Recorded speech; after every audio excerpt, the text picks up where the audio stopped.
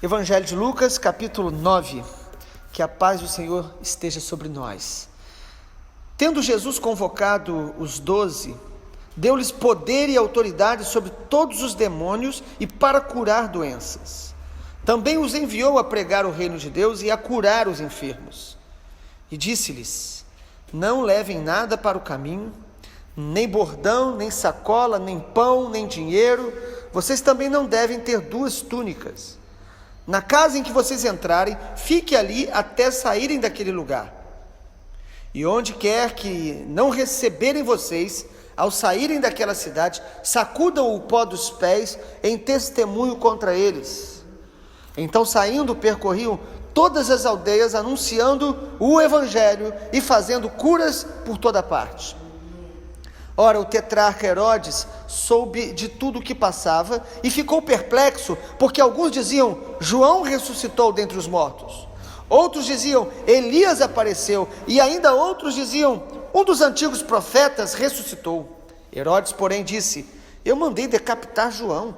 Quem então é este, a respeito do qual tenho ouvido tais coisas? E se esforçava para vê-lo. Ao regressarem, os apóstolos relataram a Jesus tudo o que tinha feito. Ele, levando-o consigo, retirou-se à parte para uma cidade chamada Betsaida. Mas as multidões souberam disso e o seguiram. Acolhendo-as, Jesus lhes falava a respeito do reino de Deus e socorria os que tinham necessidade de cura.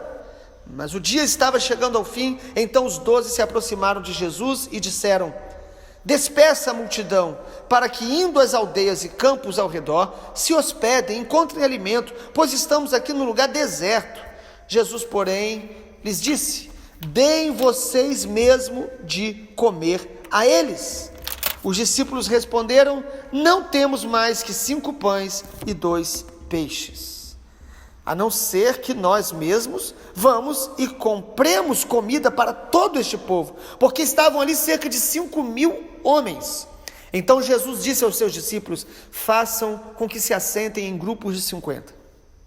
Eles atenderam, fazendo com que todos se assentassem, e Jesus, pegando os 5 pães e os 2 peixes, erguendo os olhos para o céu, os abençoou, partiu e deu aos discípulos para que os distribuíssem entre o povo. Todos comeram e se fartaram, e dos pedaços que sobraram foram recolhidos 12 cestos. E aconteceu que, enquanto Jesus estava orando, em particular, achavam-se presentes os discípulos, a quem perguntou: quem as multidões dizem que eu sou? Eles responderam: uns dizem que é João Batista, outros dizem que é Elias, e ainda outros dizem que é um dos antigos profetas que ressuscitou. Então Jesus perguntou: e vocês? Quem dizem que eu sou? Respondendo Pedro, disse: o Cristo de Deus. Jesus, porém, advertindo-os, mandou que a ninguém declarassem tal coisa, dizendo: é necessário que o Filho do Homem sofra muitas coisas, seja rejeitado pelos anciãos, pelos principais sacerdotes e pelos escribas, seja morto e no 3º dia ressuscite. Jesus dizia a todos: se alguém quer vir após mim, negue a si mesmo dia a dia, tome a sua cruz e siga-me. Pois quem quiser salvar a sua vida, a perderá. E quem perder a vida por minha causa, esse a salvará. De que adianta uma pessoa ganhar o mundo inteiro, se vier perder-se ou causar dano a si mesmo? Pois quem se envergonhar de mim e das minhas palavras, dele se envergonhará o Filho do Homem, quando vier na sua glória e na glória do Pai e dos santos anjos.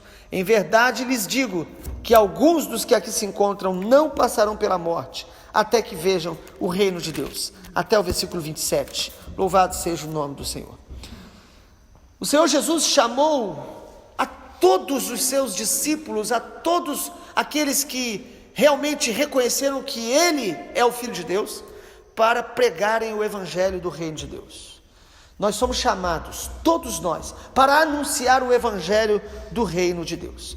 Capítulo 9 de Lucas, é interessante que a gente já tinha visto Jesus chamando os 12 para serem apóstolos. A palavra apóstolo significa enviado. Mas no capítulo 9 parece que há uma nova convocação.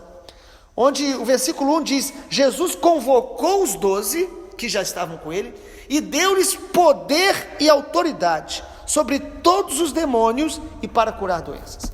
Por isso, no capítulo 9 de Lucas, nós queremos compartilhar um pouco sobre o que a pregação do evangelho envolve. E aí, em primeiro lugar, eu quero mostrar para os irmãos que pregar o evangelho envolve ser revestido do poder de Deus. Ser revestido do poder de Deus.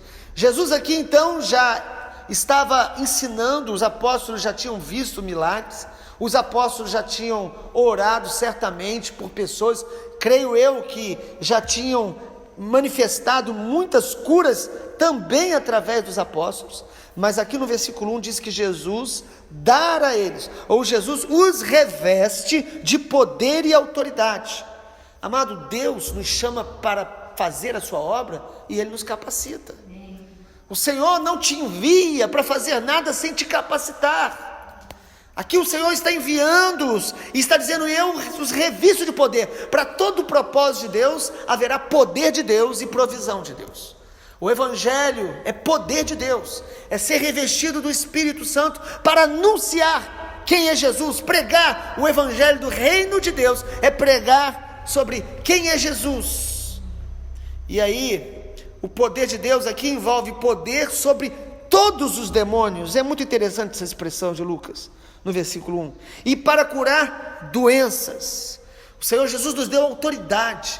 Sabe, amados, o trabalho missionário, o trabalho de evangelização, ele sempre envolve estas manifestações do reino de Deus. O reino de Deus, ele se manifesta com poder, transformando o caráter do homem, salvando o homem, que é a obra principal do Senhor, é a salvação do perdido para a vida eterna. E o poder de Deus se manifesta curando enfermos e libertando pessoas dos demônios. Lá em 1 João diz: para isso se manifestou o Filho de Deus, para destruir as obras do diabo. Libertar alguém dos demônios é para que ela realmente seja cheia do Espírito Santo, ande com Deus, tenha o seu caráter transformado e não seja dominado pelas obras do diabo.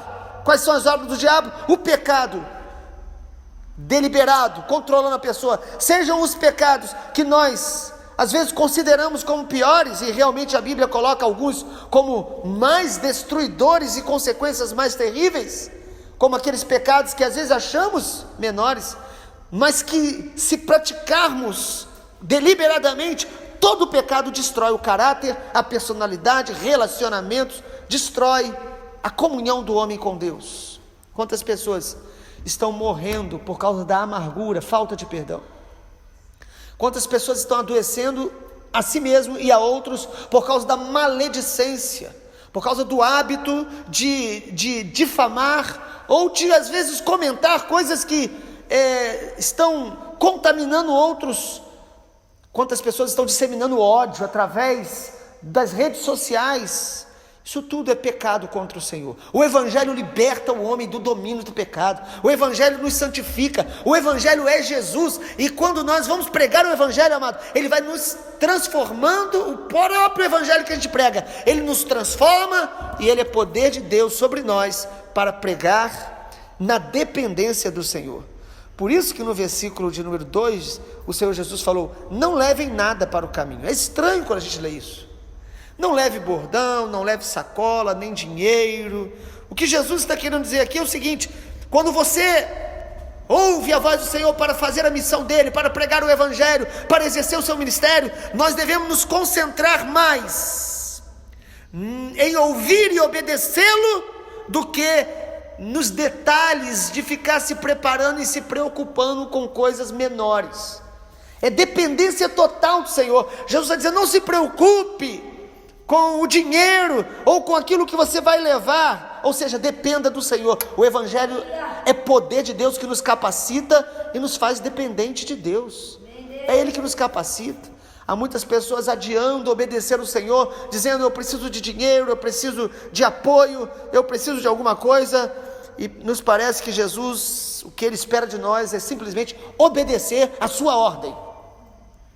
Como a missionária chamada Sophia Miller, uma mulher de Deus que traduziu a Bíblia para tribos indígenas no Amazonas, não só no Brasil, mas também nas regiões vizinhas. Perguntaram para ela, e ela já estava há muitos anos no ministério, perguntaram para essa missionária, como foi o seu chamado? E ela respondeu de maneira muito simples. Ela disse, eu não tive um chamado, eu simplesmente li uma ordem e obedeci. É isso que Jesus está dizendo, eu dou poder e autoridade. Autoridade, amado, essa palavra aqui no grego é poder para dar ordens. Nós não devemos estar intimidados pelos demônios, intimidados pelos gigantes, pelos obstáculos, e intimidados nem mesmo pelas enfermidades. Nós precisamos entender que o Evangelho é poder de Deus para ministrarmos cura, libertação. Isso não significa ser triunfalista, isso significa andar por fé, depender do Senhor. Não precisa se preocupar com tantas coisas para você levar. Quando você vai obedecer a Deus, vá na dependência do Senhor. A maior estratégia de evangelismo é dependência de Deus. A maior estratégia de guerra espiritual é dependência do Espírito Santo. A maior capacitação para pregar o Evangelho é dependência de Deus. É o seminário do quarto. Quando orares, entra no teu quarto, fecha a porta. O homem de Deus, ele é forjado na presença de Deus. Ele é formado na presença de Deus. O tempo que nós passamos com o Senhor então diz, vão pregar o Evangelho. Nem todos vão crer, versículo 5, e no 4 também, Jesus no versículo 4 diz, a casa que abrir, entrem, fiquem naquele lugar. Há pessoas que abrem o coração para o Evangelho, há pessoas que abrem o coração para receber Jesus, para receber uma oração, e quando abre, a paz do Senhor permanece ali. Mas o versículo 5 diz que outros não vão querer receber a gente. Nós sabemos disso, e nos alegramos quando somos rejeitados por causa do Evangelho, porque Jesus nos considerou digno de sofrer por causa dele. Isso é honra. Por isso, aquele que tem consciência do chamado, da sua identidade em Cristo, não fica revoltado quando ele é rejeitado, quando ele é mal entendido. Ele pode até ficar entristecido porque as pessoas estão com o coração fechado. Mas o Senhor Jesus no versículo 5 diz, saiam daquela cidade, sacudam os pés em testemunho contra eles. É como se você estivesse dizendo, olha, a responsabilidade agora é de vocês e não nós. Quando a gente prega o Evangelho, a pessoa vai responder segundo a sua própria decisão. Todas as pessoas, quando ouvem o nome de Jesus pela primeira vez, em qualquer lugar do planeta, seja no mundo islâmico, seja na Ásia, entre os budistas, seja no ocidente, entre evangélicos, católicos, protestantes, todo ser humano, quando ouve o nome de Jesus, já há no coração dele uma decisão, já começa no coração dele, abrir o coração ou fechar o coração. Todos nós, e pela graça de Deus, o Espírito Santo e o poder de Deus vai abrindo o coração e trabalhando e libertando aqueles que creem. Mas eu quero compartilhar mais alguns aspectos que envolvem a pregação do Evangelho. A pregação do Evangelho também envolve confrontar o pecado. Amado, versículo 7 até o versículo 9, Lucas descreve algo que Mateus e Marcos também descreveram, a maneira que Herodes estava se comportando diante da pregação do Evangelho, diante de Jesus. O texto diz aqui que Herodes estava perplexo, versículo 7. Ele ficou perplexo porque as pessoas estavam dizendo que parecia que João Batista tinha ressuscitado. Os irmãos sabem, pelo Evangelho de Marcos e Mateus também, que Herodes mandou matar João Batista. Mas é importante entender que Herodes gostava de ouvir João Batista. A Bíblia fala isso. Ele gostava de ouvir a palavra de Deus, ele achava interessante. Tem pessoas que ouvem, que até elas têm curiosidade acerca do poder de Deus, e ver João Batista pregando com tanta ousadia, mas Herodes não queria obedecer. Amado, ouvir a palavra não nos transforma, o que nos transforma é obedecer a palavra. E sabe, Herodes, ele nem queria matar João Batista, mas foi impulsionado por algumas questões, porque João Batista pregava contra o pecado, denunciava o pecado das autoridades políticas, denunciava o pecado das autoridades religiosas. João Batista pregava o Evangelho, ele vai confrontar o pecado em todos nós. E aí, amado, nós vemos a maneira que Herodes estava. Ele estava sem paz na consciência. Ele já estava ouvindo as pessoas na rua dizendo: será que João Batista ressuscitou? Isso fala de remorso, isso fala de alguém que não se arrependeu, mas que de alguma maneira estava com a consciência pesada, porque ele sabia que ele tinha matado um homem justo, um homem íntegro e um homem que pregava o evangelho. Mas João Batista não deixou de pregar contra o pecado, mesmo arriscando a sua própria vida. O evangelho sempre vai confrontar os nossos pecados. Aí a nossa reação ou vai ser arrependimento, ou vai ser uma consciência pesada que a gente carrega, e a gente às vezes justifica o não se entregar a Jesus, mas o Espírito Santo nos chama ao arrependimento todos os dias. Quem vive deliberadamente no pecado, o Espírito Santo vai buscar sempre nos convencer, nos levar ao arrependimento, porque o Evangelho ele confronta o pecado, chamando os homens ao arrependimento, não condenando os homens porque eles pecaram, mas chamando-os ao arrependimento, para que eles possam ser salvos, perdoados, libertos, porque no sangue de Jesus nós somos purificados, restaurados, reconciliados com o Pai. Terceiro lugar, o Evangelho também envolve participar dos milagres de Jesus. Eu não vou ler todos os detalhes, mas apenas citando do versículo 10 ao 17, um milagre que os 4 evangelhos vão descrever, e um milagre que Jesus fez mais de uma vez, pelo menos 2 vezes, que é a multiplicação dos pães. E uma das coisas que nos chama a atenção aí, foi que eles perceberam, irmãos, 5.000 homens, e a Bíblia, nos tempos bíblicos, não se contava mulheres e crianças. Imagina, poderia ter ali 20.000 pessoas, e os discípulos perceberam que aquela multidão estava faminta, e no versículo de número 12, diz que o dia já estava chegando ao fim, e os 12 se aproximaram de Jesus e diz: despede a multidão, manda eles embora, porque a fome está apertando para todo mundo. Eu penso que eles ficaram preocupados, e Jesus tinha acolhido a multidão. É muito interessante isso, porque no versículo 10, diz que Jesus foi orar num lugar sozinho, mas ele acolheu a multidão. E aí, o que ocorre, amado, é que Jesus fala para os discípulos que eles deveriam dar de comer. Versículo 13, Jesus lhes disse: deem vocês mesmos de comer a eles. Amado, o Evangelho nos envolve com o que Jesus está fazendo, com o que Jesus quer fazer. Jesus queria fazer um milagre e alimentar a multidão, mas Jesus envolve os discípulos. Discípulo de Jesus, ele vai participar dos milagres de Jesus como?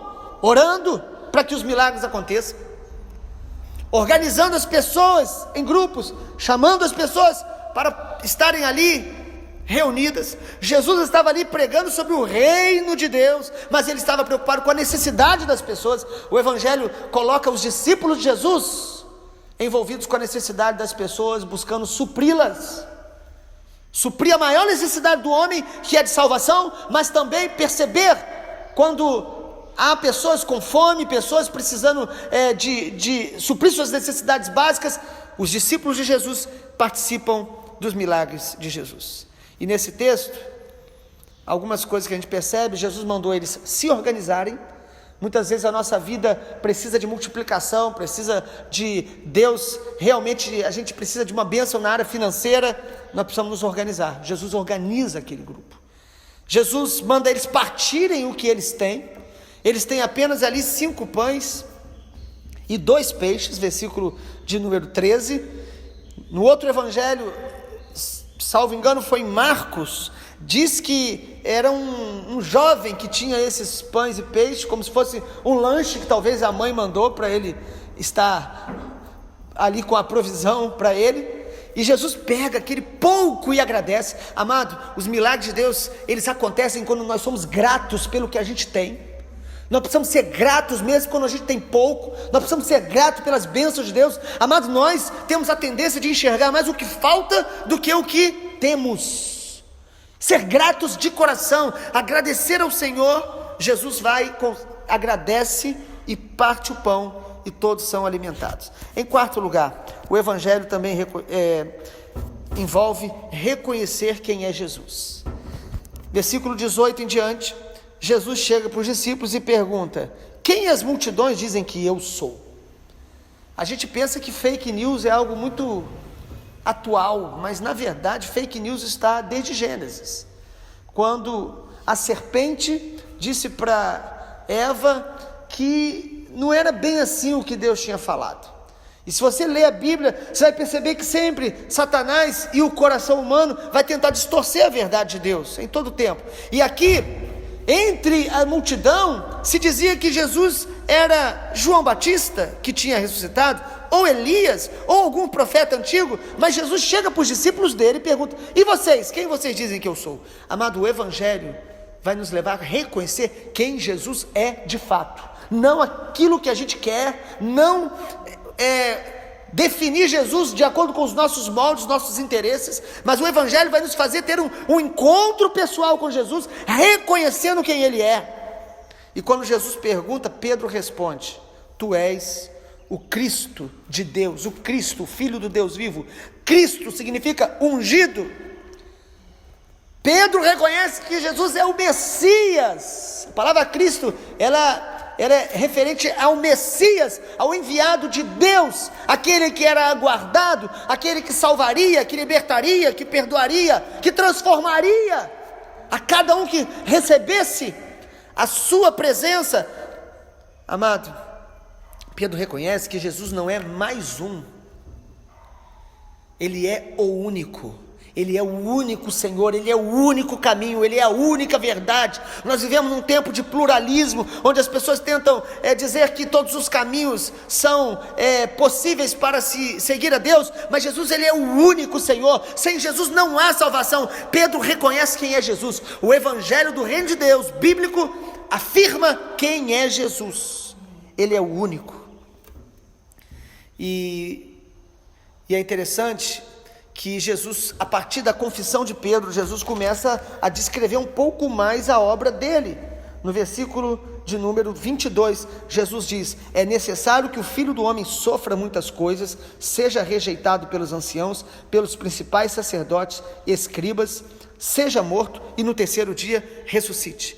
Assim que Jesus percebe que eles estão reconhecendo quem Ele é, Jesus explica de maneira mais clara o que envolvia a sua obra messiânica. Jesus começa a descrever que o Messias passaria por sofrimento, passaria pela morte de cruz, que isso não seria um acidente, isso seria a agenda de Deus.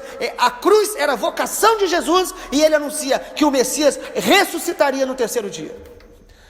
Mas os discípulos ainda não compreenderam isso. Até o momento da crucificação eles não entenderam isso. Eles foram entender depois. Quantas coisas que Deus faz que a gente vai entendendo enquanto caminhamos. Jesus deixa claro que a morte do Messias era uma morte expiatória no lugar de todos nós. E aí, para concluir, em último lugar, em quinto lugar, o Evangelho envolve uma vida de renúncia total e contínua. É o que Jesus fala a partir do versículo 23. Assim como o Messias teria a sua cruz literal, versículo 23 até o versículo 27, Jesus diz: se alguém quer vir após mim, ou, perceba, é uma decisão, não é uma imposição. Se você quiser vir, ele não apresenta um evangelho de facilidades. Ele diz: se você quer vir, negue-se a si mesmo. Essa é a primeira atitude de quem quer seguir a Jesus. Quem reconhece quem é Jesus, sabe que precisamos negar a nós mesmos. Nós precisamos tomar a cruz. Versículo número 23. Dia a dia tome a cruz. E aqui não é a cruz literal, é a cruz da renúncia diária. É a cruz do discipulado, não é a cruz expiatória que só Jesus assume no lugar de outro, mas é a cruz real, não literal, mas real. Quando alguém tomava a cruz, ele sabia: é um caminho sem volta, é um caminho de renúncia, é um caminho de morte. Jesus diz: quem quiser vir após mim, negue-se a si mesmo, tome a sua cruz e siga-me. Algo contínuo. Nós precisamos todos os dias tomar a nossa cruz, nós precisamos todos os dias viver o Evangelho do Reino de Deus, para a glória de Deus. A cruz também é vocação para os discípulos de Jesus, mas a ressurreição também é. Como o Senhor Jesus ressuscitou, a Bíblia diz que todo que crê nele não morrerá, mas ressuscitará. não morrerá a morte eterna. Jesus falou: quem crê em mim, ainda que morra, viverá, porque a ressurreição é a nossa vocação. Vamos orar nessa manhã, que nós possamos nos comprometer com o verdadeiro evangelho bíblico do Senhor Jesus, e ser transformado, crendo. E lembre-se, Jesus falou para Pedro, em Lucas não está essa afirmação, Jesus falou: não foi carne e sangue que te revelou, mas foi o Pai. Reconhecer quem é Jesus é uma revelação pessoal, não é apenas uma compreensão natural do nosso raciocínio lógico. O conhecimento de Cristo é uma revelação pessoal. Quanto mais abrimos o coração para Deus, mais sinceros, mais humildes, o Senhor Jesus se revelará a nós, e nós o conheceremos cada dia mais. Pai amado, que a paz, a graça, a sabedoria, o poder do evangelho do reino de Deus, do verdadeiro evangelho do Senhor Jesus, possa encher o nosso coração nessa manhã, e que essa palavra nos motive, nos encoraje a viver, nos comprometer, a andar e a pregar e anunciar o evangelho do reino de Deus a todos aqueles que estão perto, e também nos colocar à tua disposição, para que o Senhor nos use para abençoar os que estão longe, em outras nações, ou em povos não alcançados, na nossa pátria. Nós oramos assim, em nome do Senhor Jesus. Amém, Senhor. Glória a Deus.